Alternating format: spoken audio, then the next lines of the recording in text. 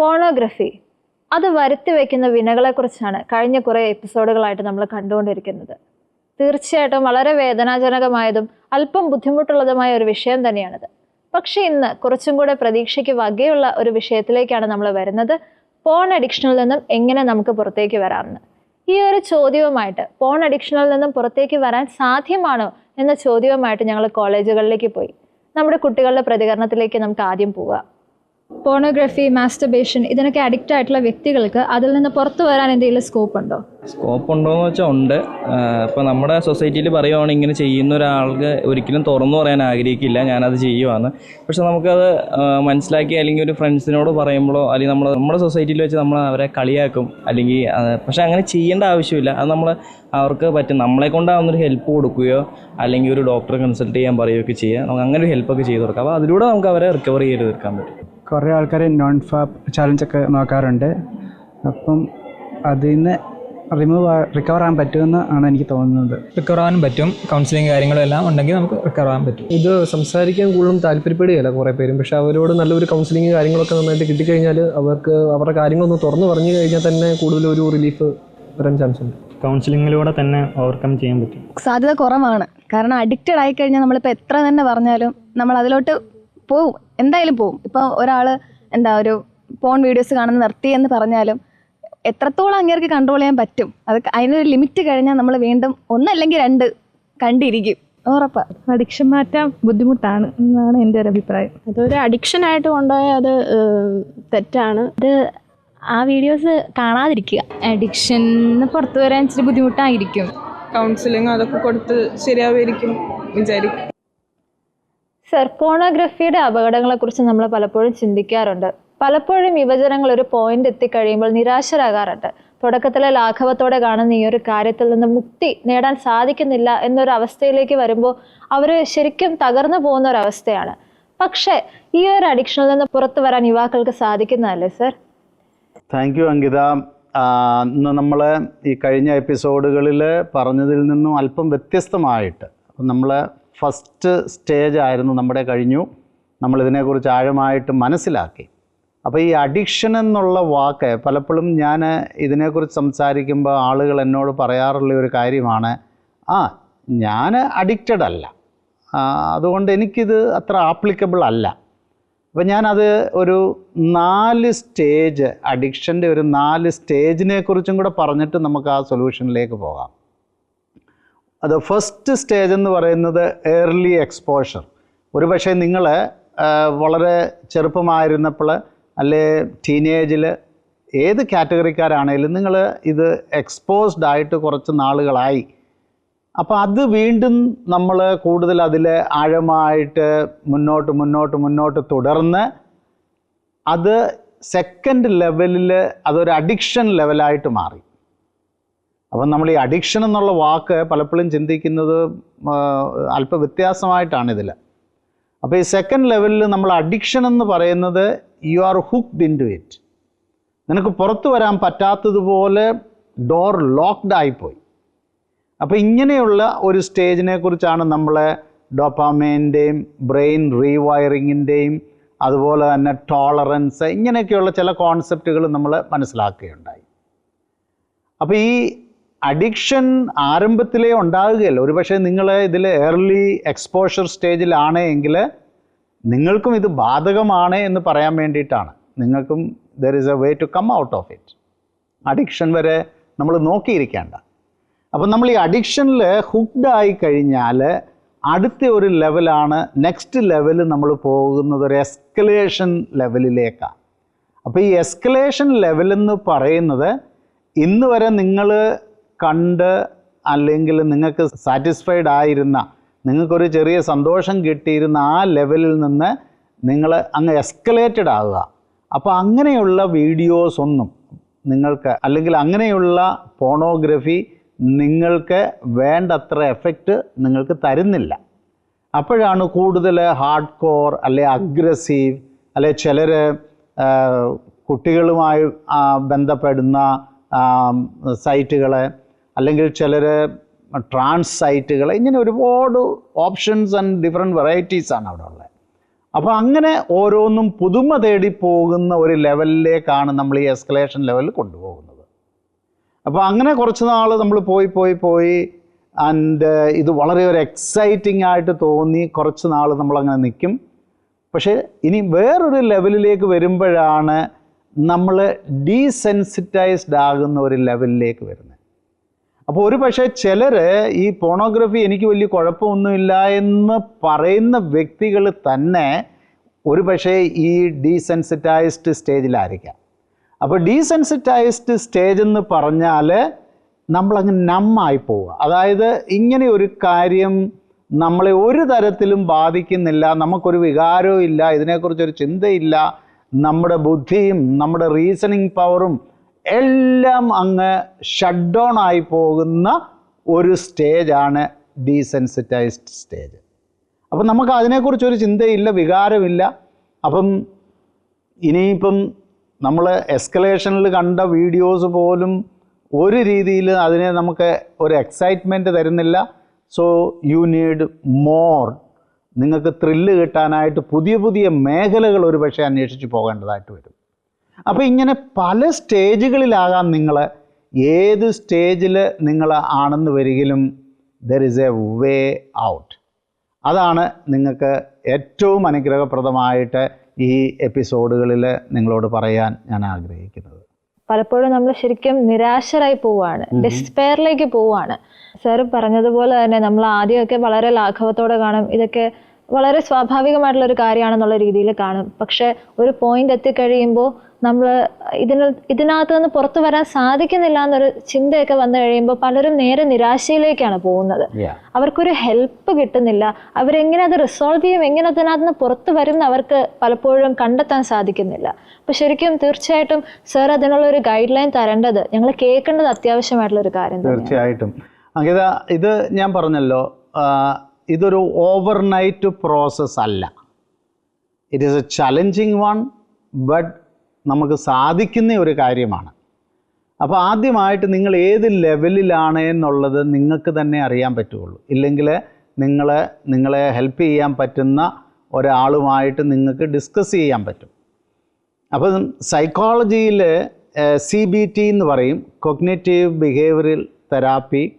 അപ്പോൾ ഇത് പലരും സൈക്കോളജിയിൽ നിങ്ങൾ ആ ഒരു കമ്പൾസീവ് ബിഹേവിയറിൻ്റെ ഒരു ട്രീറ്റ്മെൻറ്റ് ആവശ്യമുണ്ടെങ്കിൽ തീർച്ചയായിട്ടും സൈക്കോളജിക്കൽ കൗൺസിലിംഗ് നിങ്ങൾക്ക് തീർച്ചയായിട്ടും ചെയ്യാവുന്നതാണ്.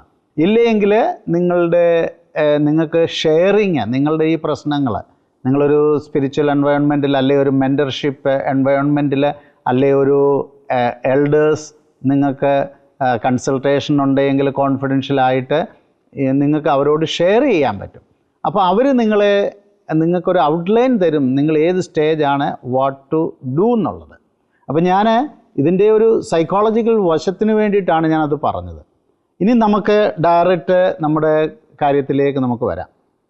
നിങ്ങൾ ക്രിസ്ത്യാനികളാണേൽ, കത്തോലിക്കരാണേൽ ആദ്യമായിട്ട് നമ്മൾ ബോധ്യപ്പെടേണ്ട ഒരു കാര്യമാണ് ഇത് തെറ്റാണ്, ഇതൊരു രീതിയിലും എനിക്ക് മുന്നോട്ട് കൊണ്ടുപോകുന്നത് കൊണ്ട് അഡ്വാൻറ്റേജ് ഇല്ല.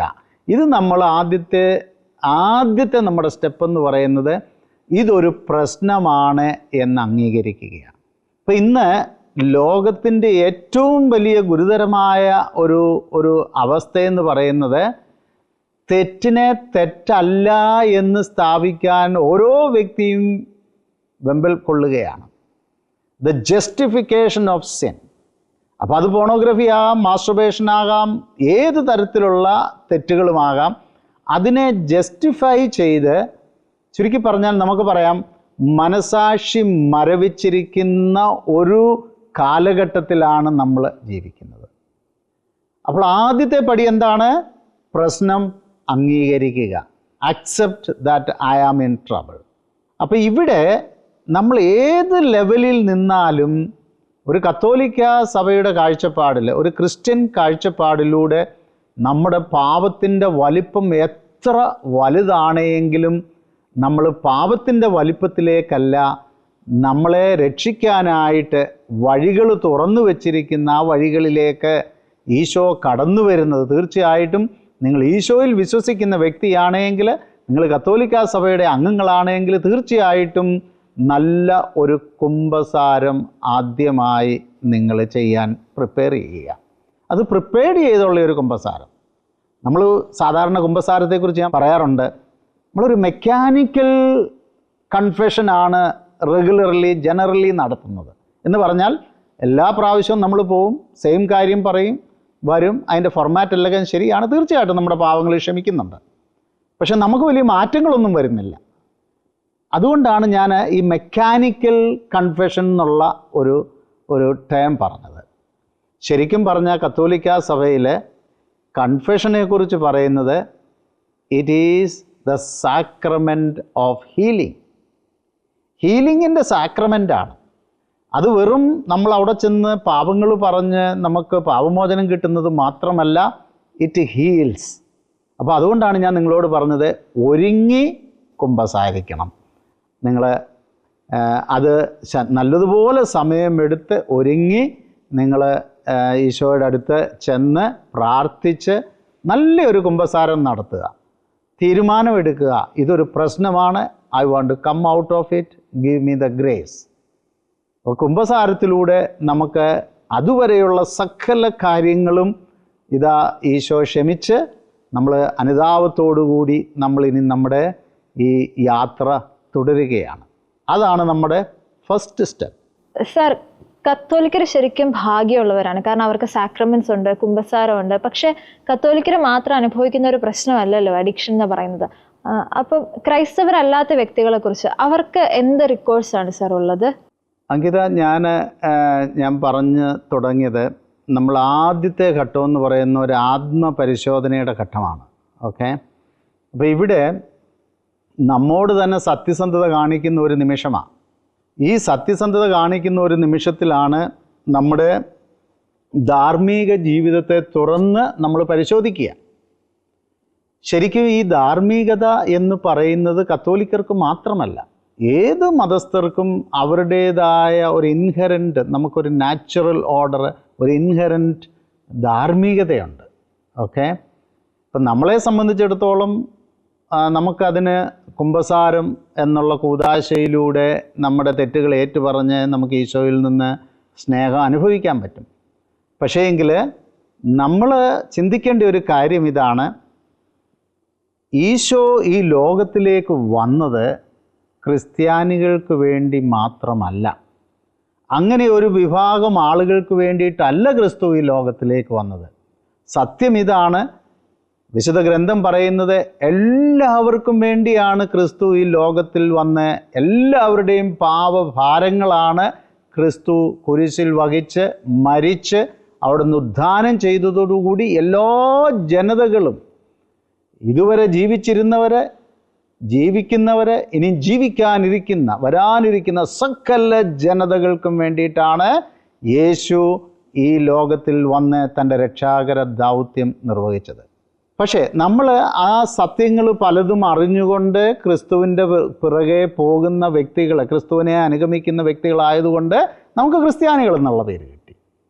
പക്ഷെ അതിൻ്റെ അർത്ഥം അവർക്ക് ആ ഒരു കൂദാശയുടെ ഒരു അനുഭവം ഇല്ലാത്തതുകൊണ്ട് ക്രിസ്തുവിനോട് അവർക്ക് പ്രാർത്ഥിക്കാൻ പറ്റത്തില്ലെന്നോ, അവരുടെ ഹൃദയം തുറന്നു വെച്ച് അവരുടെ ജീവിതത്തിൽ സംഭവിച്ചിട്ടുള്ള എല്ലാ കാര്യങ്ങളും യേശുവിനോട് തുറന്നു പറയാൻ സാധിക്കത്തില്ലോ ഇല്ല എന്നുള്ളത് യാതൊരു അർത്ഥവും ഇല്ല.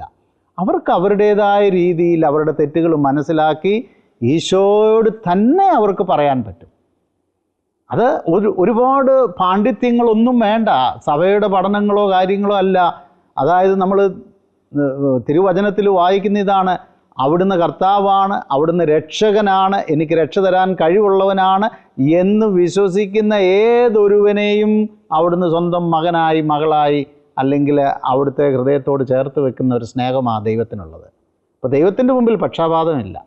പത്രോസ്ലീഹ ഇത് വളരെ വ്യക്തമായിട്ട് ആദ്യകാലങ്ങളിൽ പറഞ്ഞതാണ്. അപ്പോൾ നമ്മൾ ഇത് ചിന്തിക്കുക, കത്തോലിക്ക സഭയിൽ ഇങ്ങനെ കുമ്പസാരത്തിൽ എന്ന കൂദാശയിലൂടെ അത് മാമോദിസ സ്വീകരിച്ച് ആ രീതിയിൽ പ്രാക്ടീസ് ചെയ്യുന്ന ആൾക്ക് വേണ്ടി അങ്ങനെയുള്ള ഒരു ചില കാര്യങ്ങളുണ്ട്. പക്ഷേ അതിനേക്കാൾ ഉപരി നിങ്ങൾക്ക് നിങ്ങളുടെ ജീവിതത്തെ തുറന്നു വെച്ചുകൊണ്ട് ഈശോയോട് പ്രാർത്ഥിക്കാൻ പറ്റും. അപ്പോൾ അത് തീർച്ചയായിട്ടും അങ്ങനെ ചെയ്യുന്ന ധാരാളം ആളുകളുണ്ട്. അവർക്ക് നല്ല അനുഭവങ്ങൾ ലഭിക്കുന്നതായിട്ട് പലപ്പോഴും ഷെയർ ചെയ്ത് കേട്ടിട്ടുണ്ട്. അപ്പോൾ നമ്മുടെ ആദ്യ ഘട്ടം എന്ന് പറയുന്നത് ഞാൻ പറഞ്ഞല്ലോ, ആത്മപരിശോധനയുടെ ഘട്ടം. അപ്പോൾ ഇവിടെ നമ്മളൊരു നല്ല ആത്മപരിശോധന, ഞാൻ പറഞ്ഞല്ലോ, ഒരു ട്രഡീഷണൽ രീതിയിൽ നമ്മളിങ്ങനെ പെട്ടെന്ന് പോയൊരു ഹറിബറി ആത്മപരിശോധനയല്ല. ഇത് തുടങ്ങിയ കാലം മുതൽ ഇന്ന് വരെ, ഒരുപക്ഷെ ഇടയ്ക്കൊക്കെ നമ്മൾ കുമ്പസാരിച്ചിട്ടുണ്ടാകാം ക്രിസ്ത്യാനികൾ അല്ല കത്തോലിക്കർ, പക്ഷേ ഇന്ന് വരെ നമുക്ക് വന്നിട്ടുള്ള എല്ലാ വീഴ്ചകളെയും തുറന്നു വെച്ചുകൊണ്ട് അവിടെ ദൈവത്തിൻ്റെ ആത്മാവിനെ നമ്മളെ ക്ഷണിച്ചു വരുത്തുകയാണ്. കാരണം നമ്മുടെ ബ്രോക്കൺനെസ് നമ്മുടെ ഐഡൻറ്റിറ്റി അല്ല. ആരാണേലും, ക്രിസ്ത്യാനി ആയിക്കൊള്ളട്ടെ, നോൺ ക്രിസ്ത്യൻ ആയിക്കൊള്ളട്ടെ, നമ്മുടെ ഐഡൻറ്റിറ്റി, വിശുദ്ധ ജോൺ പോൾ രണ്ടാമൻ മാർപ്പാപ്പ പറയുന്ന ഇതാണ്, we are not the bundle of our brokenness. നമ്മുടെ ബ്രോക്കൺനെസ്സിൻ്റെയും നമ്മുടെ എല്ലാ കുറവുകളുടെയും ആകെത്തുകയല്ല നമ്മുടെ ഐഡൻറ്റിറ്റി എന്ന് പറയുന്നത്. നമ്മുടെ ഐഡൻറ്റിറ്റി എന്ന് പറയുന്നത് നമുക്ക് നമ്മെ സ്നേഹിക്കുന്ന ഒരു അപ്പച്ചൻ സ്വർഗത്തിലുണ്ട്. അത് ഈശോ വളരെ വ്യക്തമായിട്ട് നമുക്ക് ഈ ലോകത്തിൽ കടന്നു വന്ന് നമ്മുടെ ശരീരം സ്വീകരിച്ചുകൊണ്ട് കടന്നു വന്ന് നമുക്ക് കാണിച്ചു തന്നിട്ടുണ്ട്. അതാണ് സുവിശേഷം എന്ന് പറയുന്നത്. അപ്പോൾ തീർച്ചയായിട്ടും നമ്മൾ ഈ ഒരു മനോഭാവത്തിൽ ഇതാർക്കും അവരുടെ ജീവിതത്തെ തുറന്നു വെച്ച് ആത്മപരിശോധന ചെയ്യാൻ പറ്റും. അപ്പോൾ ഇതിന് നമുക്ക് ദൈവത്തിൻ്റെ സഹായം വേണം, ദൈവത്തിൻ്റെ ആത്മാവ്, അതാണ് ഞാൻ പറഞ്ഞത്. അതുപോലെ തന്നെ ചിലപ്പോൾ നമ്മൾ മറ്റുള്ളവരുടെയും സഹായം തേടേണ്ടി വരും. കാരണം ചില കാര്യങ്ങളൊന്നും നമുക്ക് മനസ്സിലാകാൻ ബുദ്ധിമുട്ടുണ്ടാവും. അപ്പോൾ അതിന് സഹായകരമായിട്ടുള്ള ചില ടിപ്സ് ഞാൻ പറയുകയാണ്. അതായത് നല്ല ഒരു ആത്മശോധന നടത്തി എല്ലാം ഉപേക്ഷിക്കാനുള്ളൊരു തീരുമാനമെടുക്കാനുള്ളതിന് നമ്മളെ സഹായിക്കുന്ന ചില ടിപ്സ്. ആദ്യമായിട്ട്, ഇത് നമ്മളെ നശിപ്പിക്കുന്നതാണ് എന്ന് നമ്മൾ ഉറച്ചു വിശ്വസിക്കുക. നമ്മളെ മാത്രമല്ല, നമ്മുടെ കുടുംബത്തെ, നമ്മുടെ സമൂഹത്തെ, നമ്മൾ ജീവിക്കുന്ന സാഹചര്യങ്ങളെ എല്ലാം തകർക്കുന്നതാണ് എന്ന് നമ്മൾ ശരിക്കും വിശ്വസിക്കുക. കാരണം സെക്യുലർ കൾച്ചർ നമുക്ക് തരുന്നത് നുണയാണ്. He is lying. അപ്പോൾ നമുക്കറിയാം, ബൈബിളിൻ്റെ ആദ്യ കാലം മുതൽ പിശാച് നുണയനാണ്. ഈശോ പറഞ്ഞു അവൻ നുണയനാണ്, അവനും അവൻ്റെ അപ്പനപ്പൂപ്പന്മാരും എല്ലാം നുണയന്മാരാ, ആദ്യം മുതലേ ഇത് അവൻ്റെ പണിയെന്ന് പറയുന്നു. ഞാൻ എൻ്റെ രീതിയിൽ ഞാനത് അങ്ങ് അവതരിപ്പിച്ചെന്നേ ഉള്ളൂ കേട്ടോ. അപ്പോൾ ഈ നുണയെ തള്ളിക്കളയുക. സെക്യുലർ കൾച്ചർ അല്ലെങ്കിൽ മറ്റുള്ളവർ നമ്മുടെ ഫ്രണ്ട് സർക്കിളിൽ നിന്നായിരിക്കാം, അല്ലെങ്കിൽ നമ്മുടെ പിയർ ഗ്രൂപ്പ് ആയിരിക്കാം, അല്ലെങ്കിൽ നമ്മുടെ കൾച്ചർ ആയിരിക്കാം, അല്ലെ ഏതെങ്കിലും കമ്മ്യൂണിറ്റി ആയിരിക്കാം നമ്മളോട് പറയുന്നുണ്ട് ഇതെല്ലാവരും ചെയ്യുന്നു, ഇതൊന്നും വലിയ തെറ്റൊന്നുമല്ല. എല്ലാവരും ചെയ്യുന്നത് കൊണ്ട് തെറ്റല്ലാതായി മാറുകയില്ല, അല്ലേ? എല്ലാവരും ഒരു കാര്യം ചെയ്തതുകൊണ്ട് അത് തെറ്റല്ലാതായി മാറുമോ? ഒരു ഉദാഹരണം പറയുക. ഇവിടെ ഒരു 10 പേര് ഇരിപ്പുണ്ടെന്ന് വിചാരിച്ചോ നമ്മുടെ കൂടെ. അപ്പോൾ ഇവരെല്ലാവരും നല്ലതാണെന്ന് വിചാരിച്ച് വിഷം കുടിക്കുക.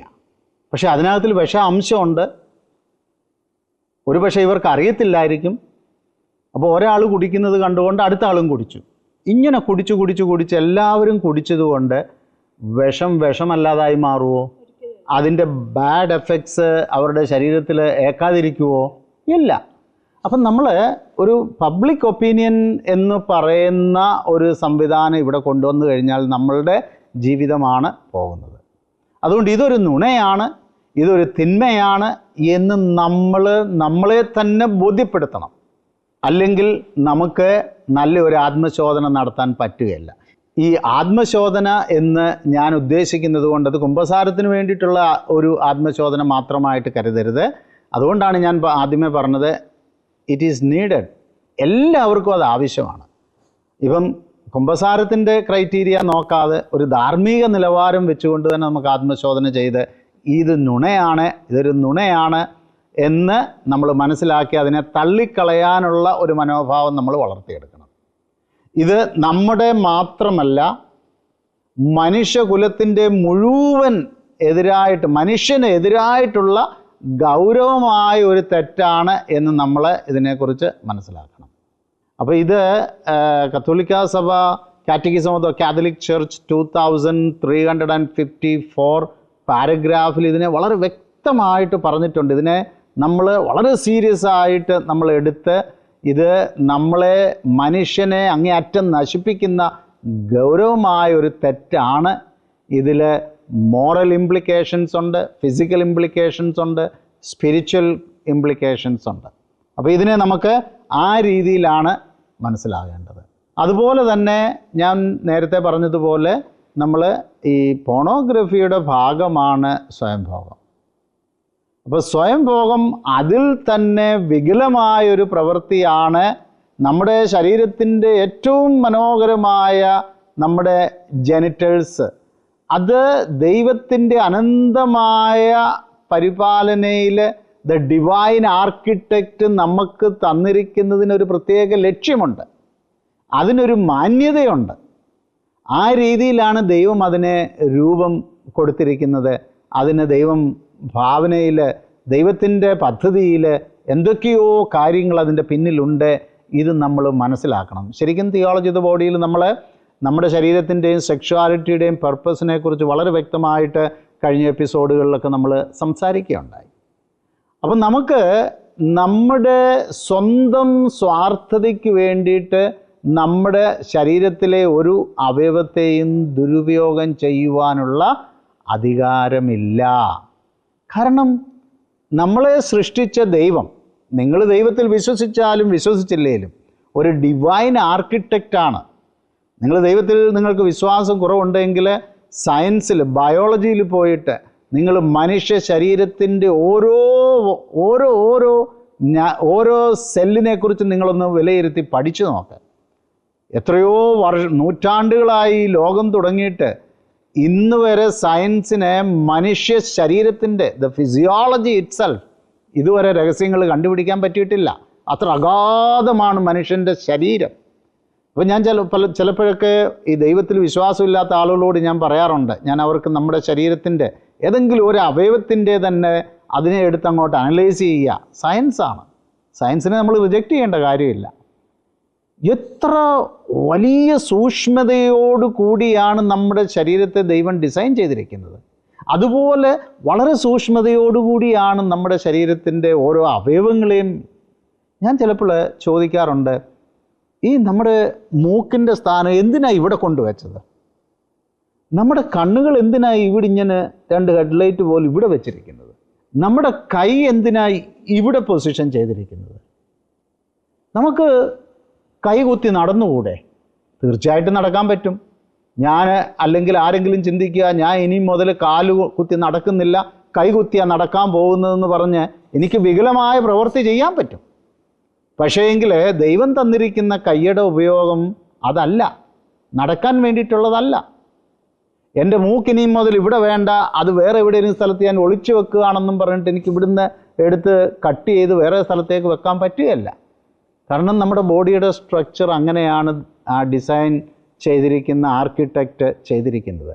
എന്ന് പറഞ്ഞതുപോലെ നമ്മുടെ ജനനേന്ദ്രിയങ്ങൾ, നമ്മുടെ ജെനിറ്റൽസ്, അതൊരു പ്രത്യേക പർപ്പസോടുകൂടി, മാന്യതയോടുകൂടി, ദൈവത്തിൻ്റെ ചില പ്രത്യേക ലക്ഷ്യത്തോടുകൂടി ദൈവം നമുക്ക് തന്നിരിക്കുന്നതാണ്. അതിനെ നമ്മൾക്ക് ദുരുപയോഗം ചെയ്യാനുള്ള യാതൊരു അവകാശവുമില്ല. അത് വളരെ ഉത്തരവാദിത്വപൂർവം ഉപയോഗിക്കേണ്ടതും, നാം അത് ചെയ്തില്ലെങ്കിൽ അതിൻ്റെ പ്രത്യാഘാതങ്ങൾ നമ്മൾ തന്നെ അനുഭവിക്കുകയും ചെയ്യും. അതാണ് നമ്മൾ പലപ്പോഴും കാണുന്നത്. ഇപ്പോൾ പലരും ചോദിക്കുമല്ലോ, why premarital sex is wrong, എൻ്റെ ശരീരം, എൻ്റെ ഫ്രീഡം. പക്ഷേ ഇതെല്ലാം നിങ്ങൾ പറയുമെന്നെങ്കിലും ഇത് നമ്മൾ whenever we take A decision, നിങ്ങൾ സ്വയംഭോഗം റെഗുലറായിട്ട് ചെയ്യുന്ന ആളുകൾക്ക് ഈ പോണോഗ്രഫിയിലൂടെ നിങ്ങൾക്ക് കിട്ടുന്ന ആ സുഖവും കാര്യങ്ങളും കുറച്ച് കഴിയുമ്പോൾ അത് വേറെ പല രൂപത്തിൽ അത് പ്രത്യക്ഷപ്പെടുമെന്ന് നമ്മൾ കാണുകയുണ്ടായി ജീവിതത്തിൽ, കുടുംബങ്ങളിൽ. അപ്പോൾ അത് നമ്മൾ മനസ്സിലാക്കുക. സ്വയംഭോഗം ജസ്റ്റിഫൈ ചെയ്യുന്ന ആളുകൾ പ്രത്യേകിച്ച് ഇത് വികലമായ പ്രവൃത്തിയാണ്, ഇത് തിന്മയാണ്, ദൈവത്തിൻ്റെ പദ്ധതിക്ക് വിരുദ്ധമാണ് എന്ന് തന്നെ ചിന്തിക്കുക. അതിന് കത്തോലിക്ക തിയോളജിയുടെ ഒന്നും ആവശ്യമില്ല. Just normal way you can think about it. അതുപോലെ തന്നെ എന്തുകൊണ്ടാണ് നമുക്കൊരു ആൺ ശരീരവും പെൺ ശരീരവും തന്നിരിക്കുന്നത്? നമ്മുടെ കഴിഞ്ഞ ഒരു എപ്പിസോഡിൽ നമ്മൾ അതിനെക്കുറിച്ച് ചിന്തിക്കുകയുണ്ടായി. അപ്പോൾ ഇതെല്ലാം നമുക്ക് ഈ ആത്മശോധനയ്ക്ക് നമുക്ക് അനുകൂലമായിട്ടുള്ള കുറേ ചിന്തകളാണ്. എനിക്ക് തോന്നുന്നു നമ്മുടെ സമയത്തിൻ്റെ പരിമിതി മൂലം നമുക്കിത് ഇനി കണ്ടിന്യൂ ചെയ്യാൻ പറ്റും. അപ്പോൾ നമ്മൾ ഫസ്റ്റ് സ്റ്റേജിൽ നമ്മൾ ആത്മശോധനയുടെ ഘട്ടങ്ങളിലാണ്. അപ്പോൾ ഈ ആത്മശോധന എങ്ങനെയാണ്, അതിനുള്ള നമുക്ക് സഹായകമായിട്ടുള്ള പല കാര്യങ്ങളുമാണ് നമ്മൾ കേട്ടുകൊണ്ടിരിക്കുന്നത്. നമ്മൾ ഫസ്റ്റ് സ്റ്റെപ്പ് ഓൾറെഡി നമ്മൾ ഡിസ്കസ് ചെയ്തുകൊണ്ടിരിക്കുകയാണ്, ആത്മശോധന. അതായത് ആദ്യം നമ്മൾ നമ്മളോട് തന്നെ സത്യസന്ധത പുലർത്തേണ്ടതുണ്ട്. നമ്മൾ ഈ ഒരു സ്റ്റെപ്പ്, നിങ്ങളൊരു ഡിസിഷൻ എടുത്തു കഴിഞ്ഞു പോണോഗ്രഫിയിൽ നിന്ന് പുറത്തേക്ക് വരാൻ. ഇനി നിങ്ങൾ നുണ പറയേണ്ട കാര്യമില്ല. നമ്മളോട് പറയുന്ന നുണകളെ നമുക്ക് ഖണ്ഡിക്കാനും സാധിക്കണം. അപ്പോൾ അതിന് be true to yourself. ആദ്യം സ്വയമായിട്ട് ഒരു സത്യസന്ധത പുലർത്തിക്കൊണ്ട് നമുക്ക് വ്യക്തമായി ആത്മശോധന ചെയ്യാൻ സാധിക്കണം. അതിനൊരു ഗ്രേസ് വേണം. പക്ഷെ തമ്പുരാൻ നിങ്ങളെ അനുഗ്രഹിക്കും. അടുത്ത എപ്പിസോഡുകളിൽ നമ്മൾ തുടർന്നും പോണോഗ്രഫിയിൽ നിന്ന് എങ്ങനെ പുറത്തേക്ക് വരാം എന്നുള്ളതിനെ കുറിച്ച് കൂടുതൽ ചർച്ച ചെയ്യുന്നതായിരിക്കും.